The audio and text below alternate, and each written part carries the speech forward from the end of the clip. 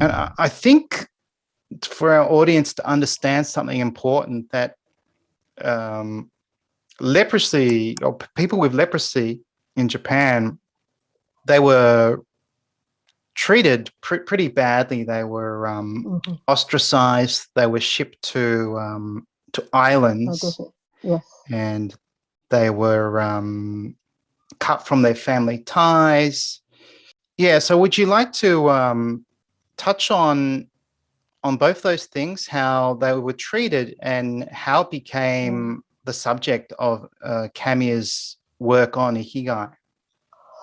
Yeah. So, as you mentioned, back then, those patients had to suffer from strong prejudices towards their illness, and many of them had to leave their homes. Otherwise, their family members would also be mistreated.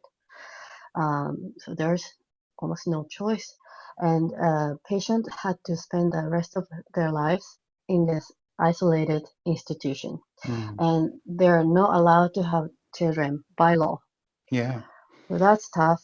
And so, of course, patients felt a strong sense of shame and also alienation. Uh, so Kamiya wrote that most patients thought about committing suicide at least once, and it was not rare to repeat suicide attempts twice or three times. But what Kamiya found was that amongst those patients, there were a few exceptions who did not lose the joy of living even in such a harsh environment. So, for example, I'd like to talk about this one person, one man who was blind and his fingers were lost, but he started to read the musical scores in Braille, Mm. relying on his lips and tongues. That is the only parts that's left for him that he can sense.